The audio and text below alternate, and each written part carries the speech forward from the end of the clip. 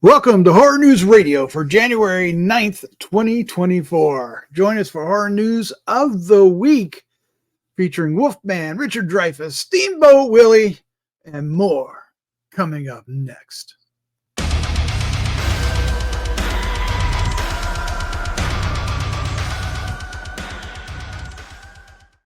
I am your host, Doc Rotten, and this is H&R, the official Gruesome Magazine horror news podcast. Way to start off season 3. Back with me again are the scariest, goriest, bloodiest ghosts of the net. And that means Dave Dreyer, lead news writer at Gruesome Magazine. Dave, how you doing?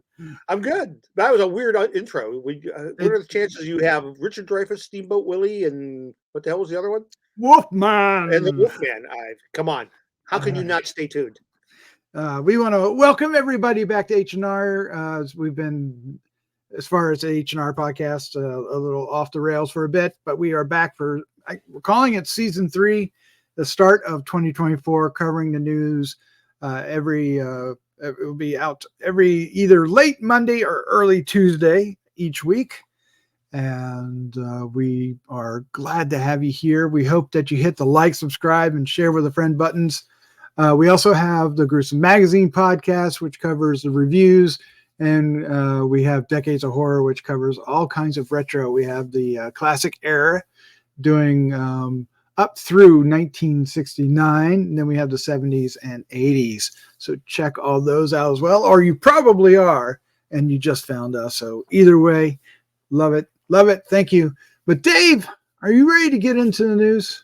Yeah, let's do some news. I think we need news. We need news. All right. So it's been, the first week has been rather busy.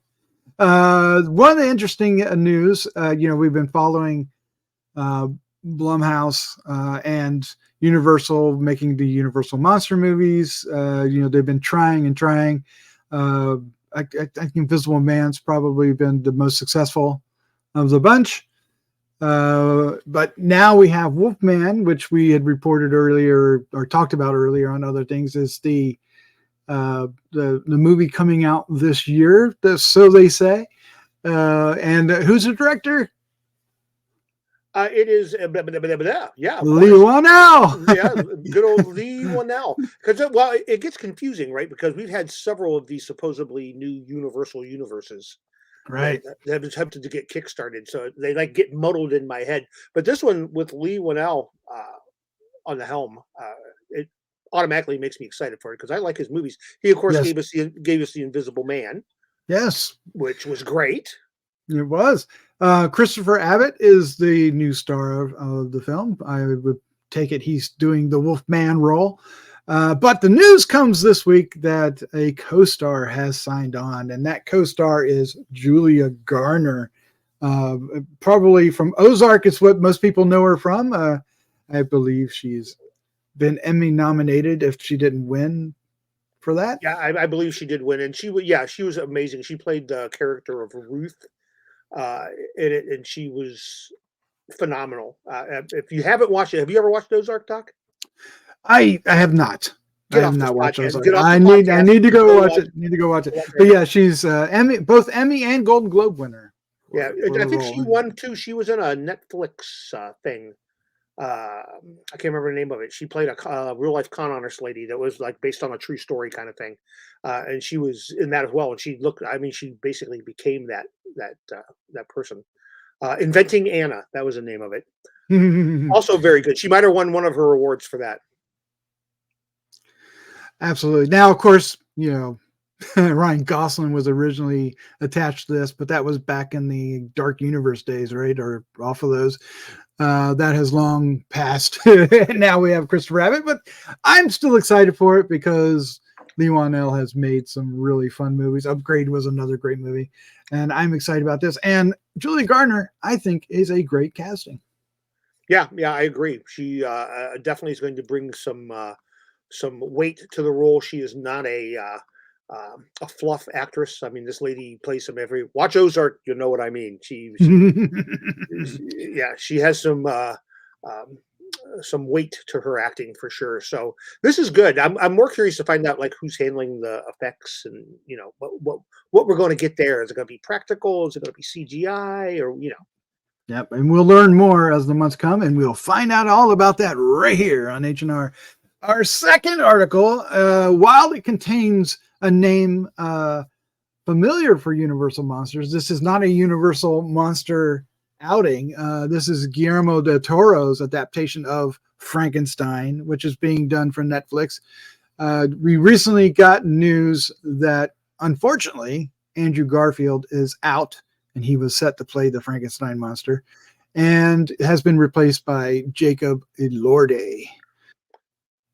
Yeah, that name was unfamiliar to me until you reminded me that I'd actually just watched him in a movie. And now I remember who he is. Yes. Yep, in Saltburn. Yeah. Yes, another one you have to watch, Doc. You haven't watched it yet. I know. No, I'm going to pass on that one. I'm going to pass on that one. But he, I don't know much about him.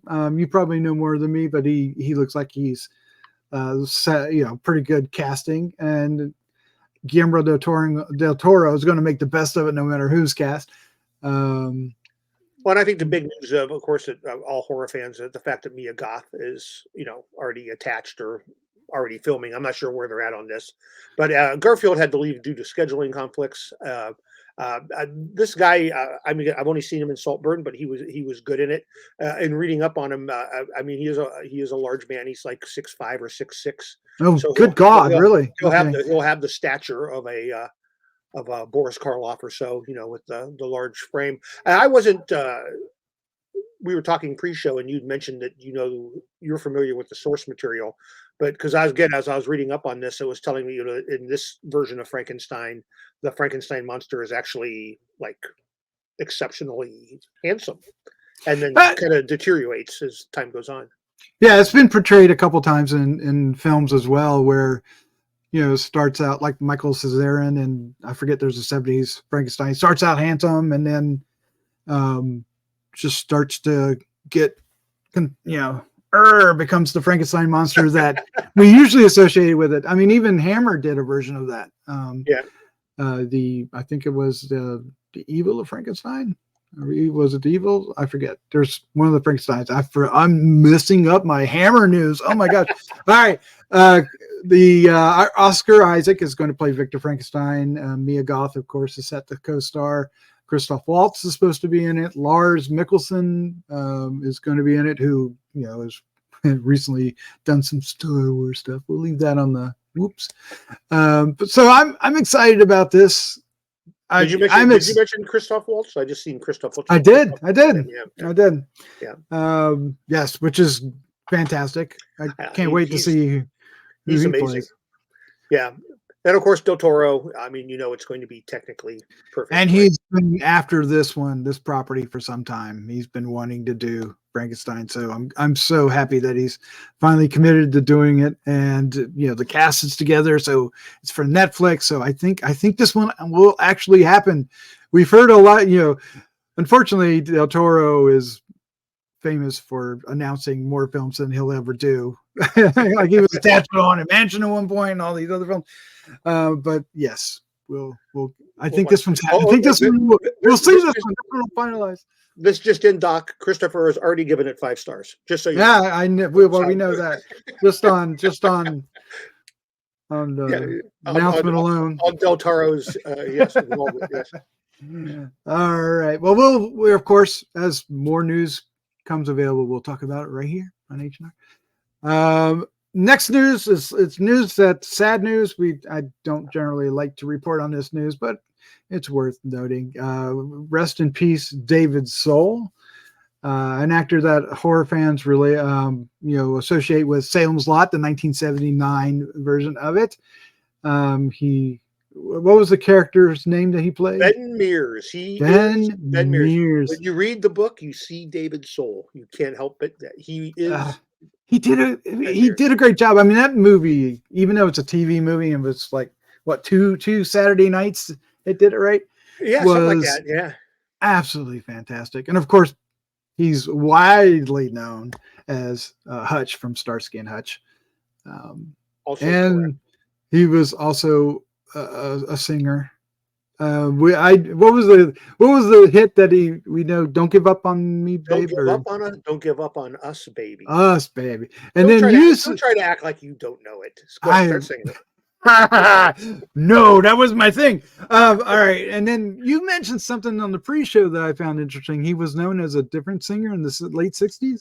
I've seen, of course, over the last few days, there's been a lot of tributes to him. And I believe it was on the Today Show. They were saying that he first gained fame in the mid to late 60s as some kind of masked singer. I can't remember what they called him, the masked singer or the masked performer, but he literally looked like he just had a black stocking cap pulled over his face with the eye holes cut out, and he was singing. It was like, what? That's just terrifying looking. So you have to look it up. Like I said, it was on one of the morning TV news shows. But apparently that was his first claim to fame, was as this masked singer. And then, of course, he was in Magnum Force with Dirty Harry. And then 1973. Yeah, and then Starsky and Hutch, and then he came into us horror fans' lives as Ben Mears. I don't know that he did much in his latter years, but he was great as Ben Mears. He always will be. I don't know if we'll ever see this new Salem's Lot movie that has been coming out for 18 years, but yeah, supposedly this year, and it's streaming instead of I'm pretty sure we said that last year too. We did indeed. He was 80 years old. 80 years old. Yeah. But, still a little young by today's standards, but still a good long life. Yes. Rest in peace. Absolutely. As you know, Dave, my favorite movie, horror movie, and favorite movie, horror or not, of all time is Jaws.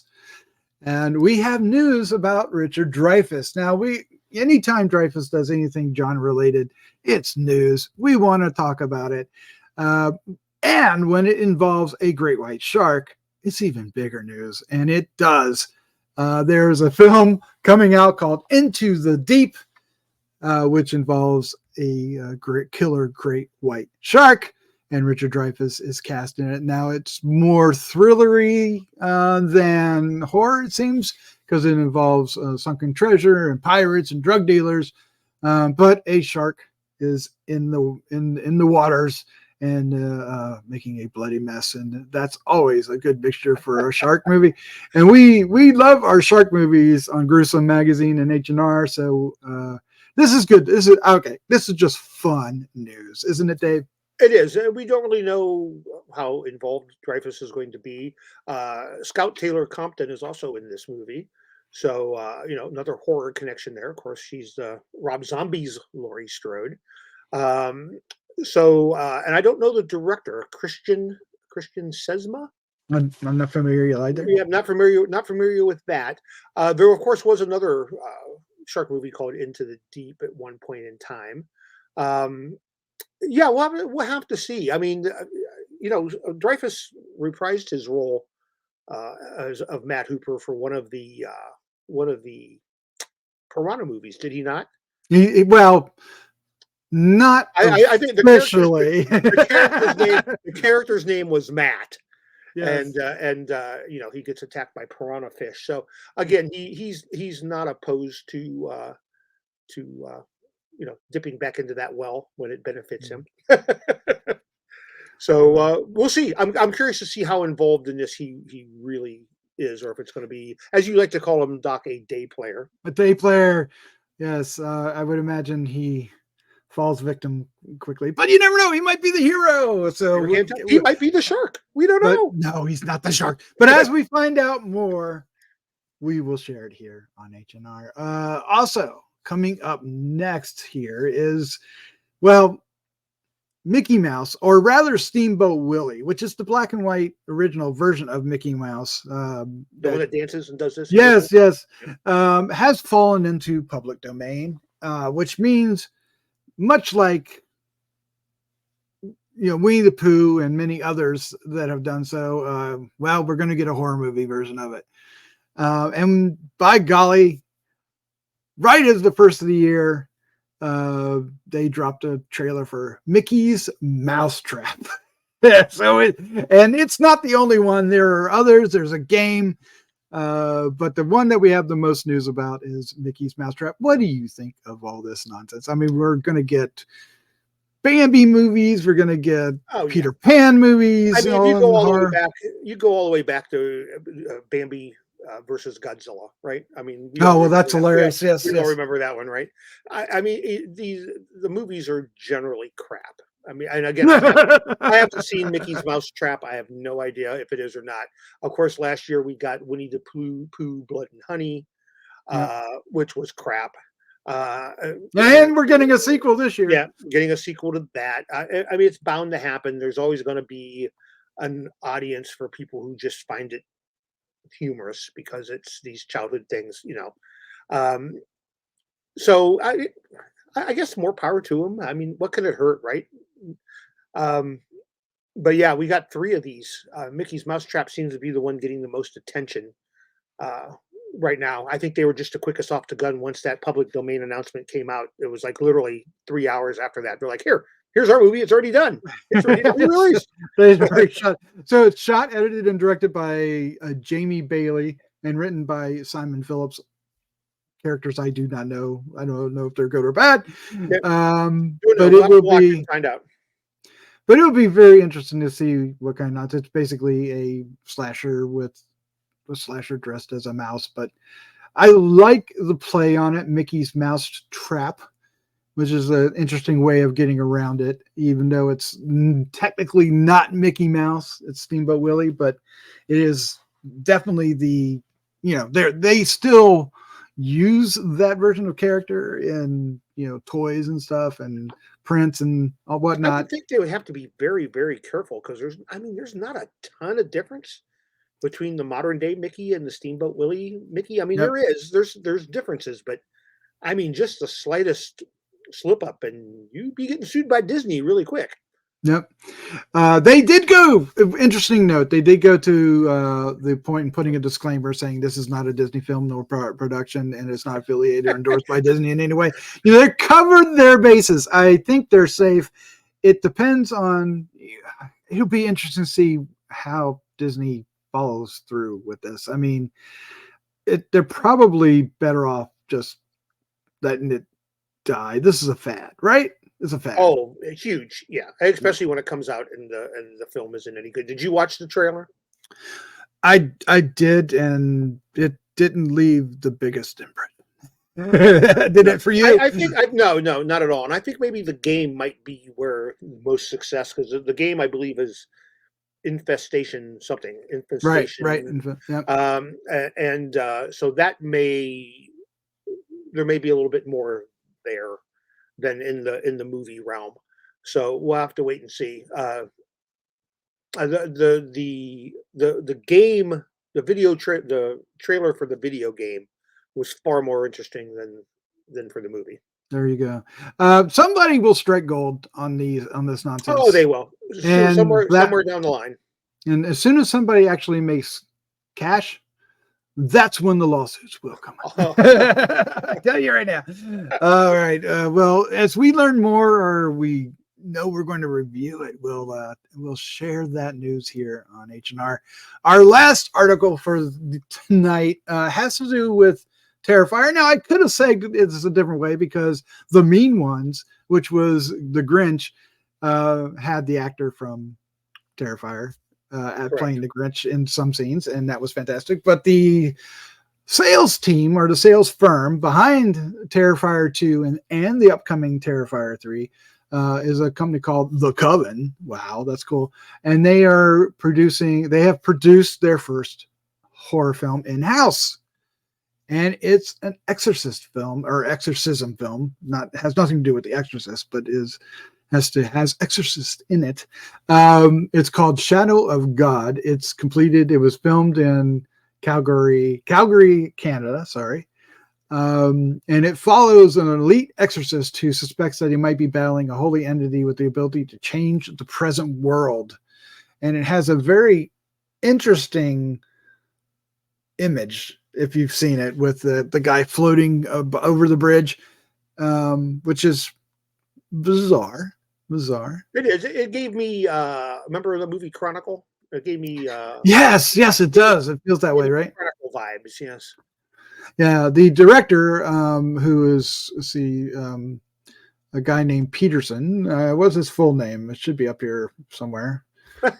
Why don't I have his full name? Why don't I have his full name? I read Michael Peterson. He did a movie called Lloyd the Conqueror. I'm not familiar with him, but he said something interesting. I want to give the quote here from Deadline. We've made an Exorcist film that adds new elements to the genre while also honoring its traditions. It was incredible watching this amazing cast and crew bring this fearless script to life. A creative dream come true. I like the enthusiasm.